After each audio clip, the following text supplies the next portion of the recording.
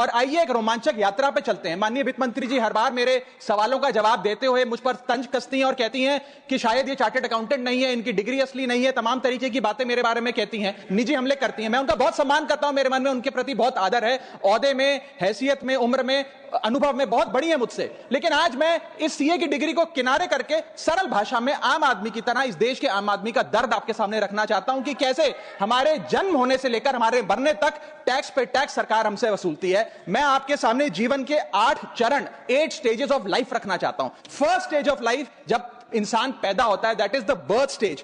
बच्चे के पैदा होने से पहले, उसकी आंखें खुलने से पहले जो उसको वैक्सीन लगती है उस पर 5% जीएसटी लगता है। जिस अस्पताल में बच्चा पैदा होता है उस हॉस्पिटल के कमरे के चार्जेस पर अगर 5,000 रुपए से ज्यादा का कमरा हो तो 5% जीएसटी लगता है। बेबी केयर के आइटम्स पे 5% जीएसटी लगता है। और अगर उसके माता पिता बच्चे के पैदा होने पर मिठाई बांटे तो मिठाई पर 5% और चॉकलेट पर 18%, 28% जीएसटी लगता है।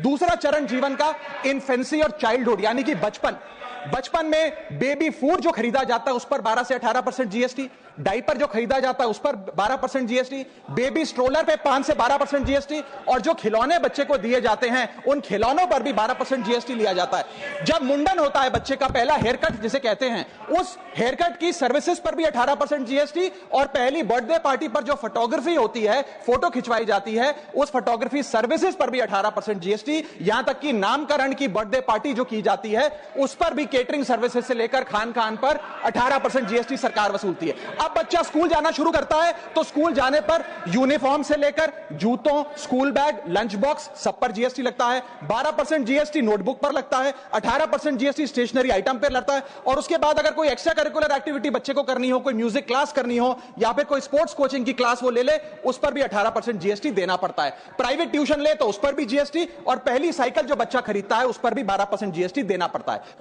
तीसरी अवस्था जीवन की, टीनेज ईयर्स, ये वो काल होता है जो सबसे मस्त मौला टाइम होता है जीवन का, बेहतरीन बेफिक्री का। इसमें बच्चा, यंग जवान लड़का लड़की अपना पहला स्मार्टफोन खरीदते हैं, उस स्मार्टफोन पर जीएसटी लगता है। अगर महंगा हो, विदेशी हो तो इंपोर्ट ड्यूटी भी लगती है। फिर वो अपना फोन रिचार्ज कराता है, उस पर जीएसटी लगते हैं। ब्रॉडबैंड इंटरनेट का कनेक्शन लेता है, उस पर जीएसटी लगता है। नेटफ्लिक्स, स्पॉटिफाई या वीडियो गेम की सब्सक्रिप्शन लेता है, उस पर भी जीएसटी देना पड़ता है। और अगर अपने दोस्तों के साथ पिक्चर देखने बाहर जाए तो पिक्चर की टिकट पर जीएसटी, एंटरटेनमेंट टैक्स और पॉपकॉर्न पर भी जीएसटी अब लगने लग गया है। तो तमाम तरीके के सॉल्टेड कैरेमल पॉपकॉर्न पर भी सरकार आपसे जीएसटी वसूलती है। इस बीच जब आप 18 साल के होते हैं और पहली बाइक या पहला स्कूटर खरीदते हैं, उस बाइक और स्कूटर पर आपसे जीएसटी लिया जाता है, व्हीकल इंश्योरेंस पर जीएसटी लिया जाता है, और उसके बाद रजिस्ट्रेशन टैक्स और रोड टैक्स के नाम पर भी पैसा लिया जाता है। जीवन की चौथी अवस्था, fourth stage of life, higher education की। इस हायर एजुकेशन की अवस्था में आप यदि प्राइवेट कॉलेज में पढ़ रहे हैं तो प्राइवेट कॉलेज की ट्यूशन फी पर जीएसटी लगता है। हॉस्टल में रह रहे हैं या पीजी का रेंट भर रहे हैं तो उस पर जीएसटी लगता है। स्टूडेंट लोन की प्रोसेसिंग फी पर जीएसटी लगता है। किताबों से लेकर लैपटॉप तक जीएसटी लगता है। और अगर माता पिता संपन्न हैं और बच्चे को विदेश भेजते हैं पढ़ने के लिए तो फॉरेन रेमिटेंस पर टैक्स कलेक्टेड एट सोर्स सरकार लागू करती है। अब आते 5वीं अवस्था पे, जब वो अपना करियर शुरू करता है। ये वो एज है जिसे मैं golden age of direct taxes कहूंगा। अब ये डायरेक्ट टैक्स के जंजाल में आदमी फंस जाता है इस उम्र में, जब उसकी पहली नौकरी लगती है।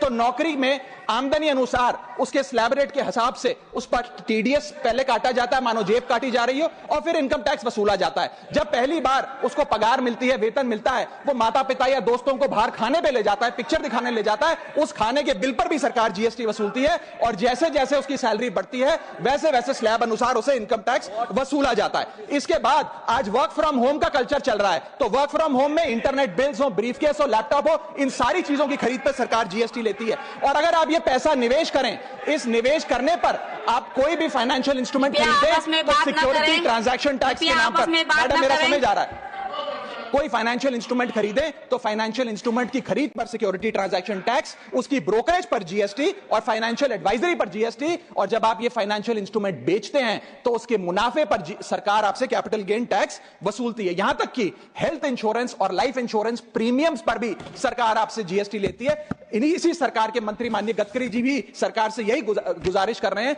कि इंश्योरेंस प्रीमियम पे कम से कम जीएसटी हटा दिया जाए।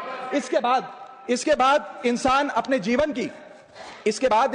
जीवन की छठी अवस्था में आता है, यानी कि मिडिल एज। इसमें उसकी आमदनी भी पीक पर होती है और उसका टैक्सेशन भी पीक पर होता है। अप्रेजल होता है, प्रमोशन होता है, बोनस मिलता है और हाई टैक्स स्लैब के चलते वो अपनी कमाई का एक अधिकांश हिस्सा इनकम टैक्स में सरकार को जमा कराता है। इस दौर में इंसान गाड़ी खरीदता है, घर बनाता है। जब गाड़ी खरीदता है तो जीएसटी देता है, रोड टैक्स भरता है, व्हीकल इंश्योरेंस पर जीएसटी भरता है, और जब गाड़ी लेकर शोरूम से निकलता है तो पेट्रोल डीजल पर वैट, सेस और एक्साइज ड्यूटी के नाम पर पैसा भरता है। जब सड़क पर गाड़ी चलाता है तो टोल टैक्स भरता है। फिर वो अपना घर भी खरीदता है, जमीन खरीदता है। जब जमीन खरीदता है तो स्टैंप ड्यूटी फीस सरकार को देता है।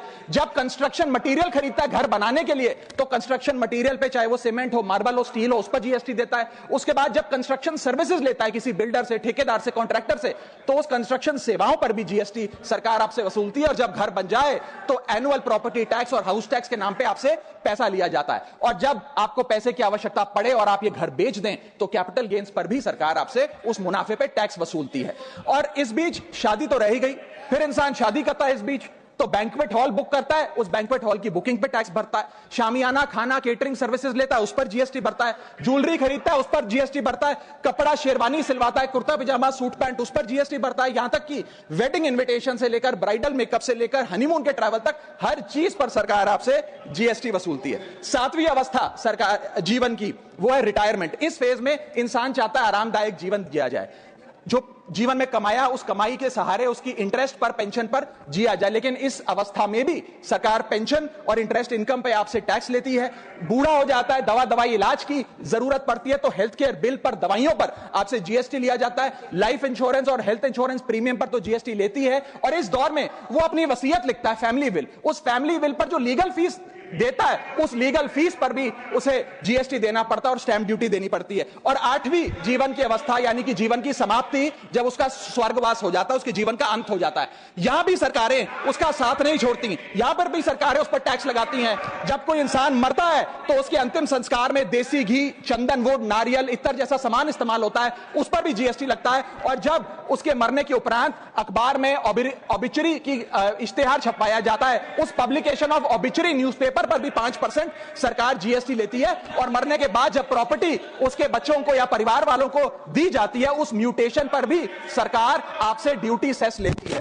यह है life cycle of taxation model. लेकिन मैडम, सबसे जरूरी बात यह है कि इतना टैक्स देने के बाद सरकारें हमें देती क्या है। मैं जानता हूं कि टैक्स सरकार के लिए जरूरी है, सरकार के लिए नहीं, जितनी सरकारें इस देश में रही सबने टैक्स लगाकर जनता से पैसा लिया। टैक्सेस वास्तव में जरूरी हैं, लेकिन सवाल यह है कि क्या ये टैक्सेस हमारी इकोनॉमी को बढ़ा रहे हैं या हमारी इकोनॉमी को खा रहे हैं? क्या इससे हमारी जिंदगी बेहतर हो रही है या हमारी जिंदगी बदतर हो रही है? इतने टैक्स लगाने की वजह से आज हमारी आमदनी घट रही है, इस वजह से खपत गिर रही है, कंजम्पशन गिर रही है, डिमांड नहीं बढ़ रही है और प्रोडक्शन गिर रही है। इस वजह से पूरा इकोनॉमिक साइकिल, जो हमारा इकोनॉमी का चक्का है, वो धीमा हो गया है। मैडम, इस देश में, बस समाप्त कर रहा हूं, इस देश में मेरी पार्टी के टाइम से आप ले लीजिएगा, मेरी पार्टी के टाइम से ले लीजिएगा। मैडम, इस देश में 80 करोड़ जनता 5 किलो फ्री राशन के सहारे जी रही है। आपको जान के अचंभा होगा, इस 80 करोड़ जनता से भी ये सारा जीएसटी लिया जाता है, दिन प्रतिदिन लिया जाता है, जो आज मैंने पढ़ के सुनाया। सिर्फ अमीर नहीं, गरीब से गरीब आदमी भी जीएसटी देता है। और अंत में मैं बस इतना ही कहना चाहूंगा कि क्योंकि इतना टैक्स लगा लगाकर सरकारें जनता का खून चूसती हैं, उस वजह से आज एफएमसीजी की सेल्स घट रही हैं, एफएमसीजी के स्टॉक गिर रहे हैं, कंजम्पशन डाउन हो रही है, नई गाड़ियों की सेल श्रिंक कर रही है, तमाम तरीके की जितनी भी न्यू परचेजेस होती हैं उस पे मंदी देखी जा रही है। सरकार को जीएसटी कम करना चाहिए।